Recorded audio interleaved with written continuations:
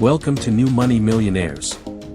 First, I would like to thank you all for being here and being interested in wanting to make your money work for you instead of you working so hard for it. We are not financial advisors. The goal of New Money Millionaires is to inform and help give a simplistic understanding of how the market works and how to use certain small things to your advantage and win. We have also had our losses, and they were kinda big in my book, but with a lesson learned. Now to kick things off, we have put a link in the description to Webull. Webull is an investment app that is very user-friendly and has zero commission fees on trades. When you use the link in the description below and sign up and deposit $3 or more, you will receive a free stock that could be worth up to $300, and that's free money. Okay, now that that's all out of the way, let's get to what you're here for. How to value a business when investing. There are 4 objectives of this video. 1. Describe a small business and how it works. 2. How money goes through a small business.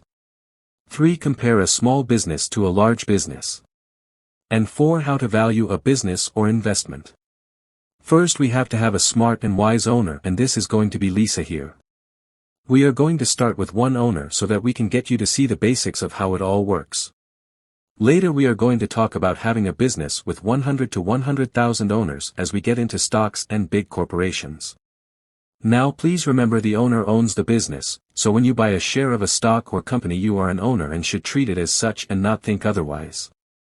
So now that we have that understanding, let's say Lisa decided to open up a cupcake shop at the local town center. Now Lisa is a hard worker, but she doesn't want to be standing behind the counter all day or even baking the cupcakes. So she hires one person to come in to run the store, take care of the inventory, manage and everything else to run that business. Then at the end of the year, Lisa gets a check for how much her business has made that year. So her employee is going to take care of the business year-round. We use this example because it really hit home with us and gave us a better understanding of how the business worked.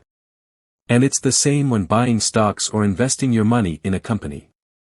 You become Lisa the owner, and the other people that are handling the business become your employees, and at the end of the year or when you decide to sell that stock or investment, that money comes directly to you.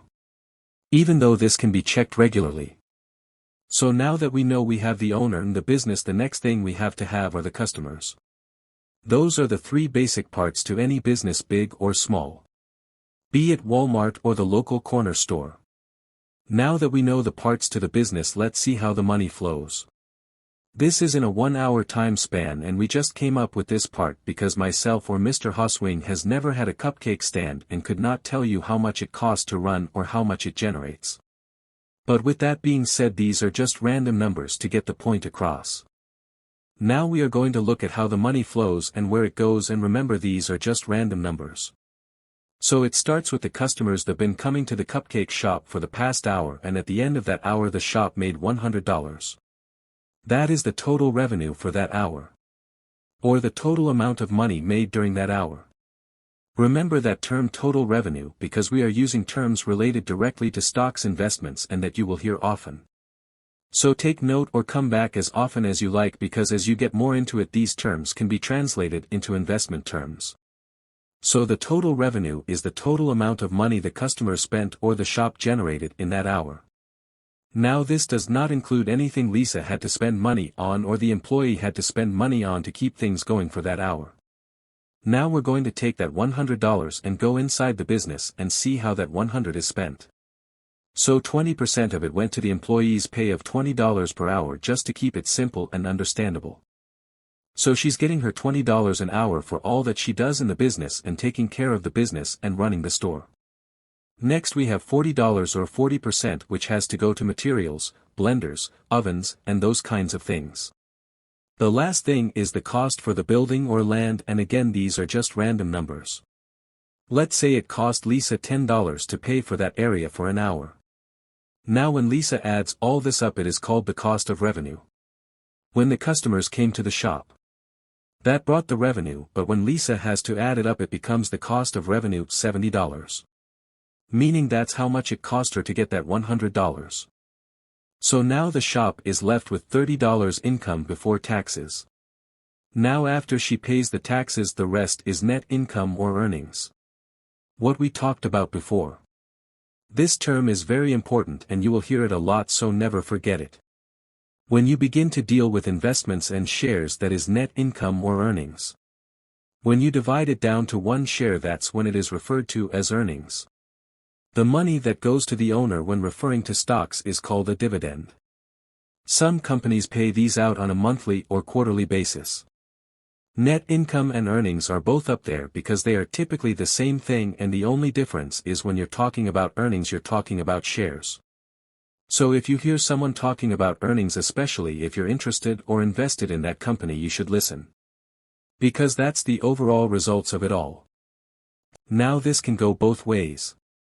She could have had the shop open for an hour and made only $50. Then she would have had a loss because she still would have to pay bills, employee, and taxes, so her earnings or income for that hour would be negative. Or a negative earnings. Okay, now that we understand what a small business looks like and how the money flows, let's compare it to a large business. It is pretty much the same concept. How many people have heard of the board of directors but are still lost at what they really do? What the board of directors do is they represent the shareholders, and yes, you do have a vote on these people even as a small investor. But we will get into that another time. So let's say you just bought 10 shares of Walmart and then Walmart has a meeting of some sort.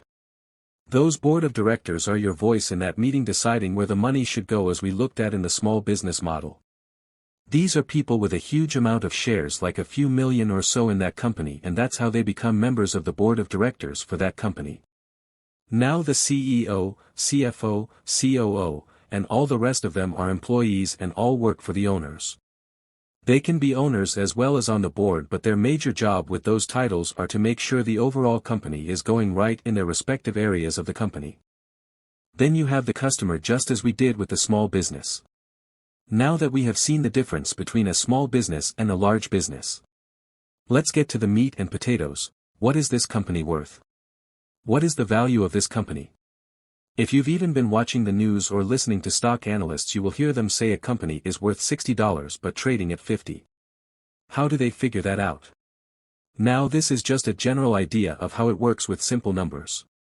Now we have boosted the numbers up so you can get a sense of what it would look like if you were valuing a company yourself. Okay, so let's value Lisa's Cupcake Shop over a 1-year time span now instead of that hour. We have made it 1 year. So the shop made $100,000 during the year and had a cost of revenue or a cost to get the cash of $70,000, which left her with $30,000. She then had to pay $10,000 in taxes, so she was left with $20,000 net income or her earnings for this year. Now let's find the value of this cupcake shop. How much would you buy this shop for? Knowing everything we know about Lisa's Cupcake Shop, and know that you won't have to set foot in the store or work 1 hour, and at the end of the year you're going to receive $20,000 and minor risk. So what is it worth? We know that regardless this shop is going to make $20,000 a year. So what would you be willing to pay to earn that $20,000 a year? Let's say person A is willing to pay $400,000 for the shop because it's running smoothly and they know they don't have to lift a finger. This person can expect a 5% return on their $400,000 investment.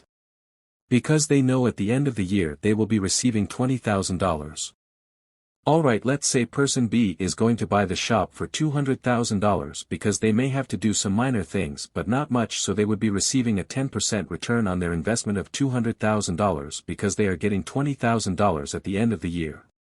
So that $200,000 investment has a 10% yield or 10% return on investment regardless. The net income or earnings is solid in this example because we have already determined that the shop is going to make $20,000 at the end of the year.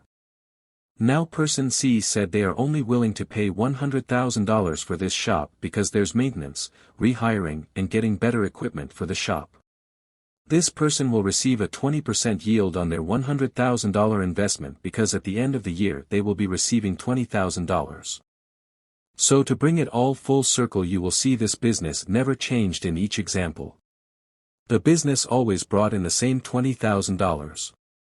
So if you were to pay the $400,000 for this business and receive $20,000 or a 5% yield at the end of the year, that would be 20 times the net income or earnings for that business.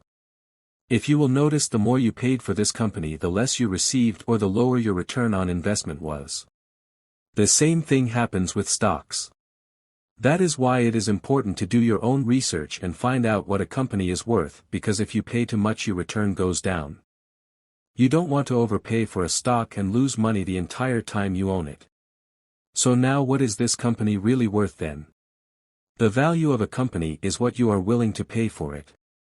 If you're happy with a 10% return each year, then you would buy the shop for $200,000 and receive your $20,000 or 10% return on investment at the end of the year. The more value you find in a business, the more you can possibly get out of it. In other words, do your own research and pay less. Value is how much risk you are willing to take or assume, and how much you think you will get back in the end of you owning this investment.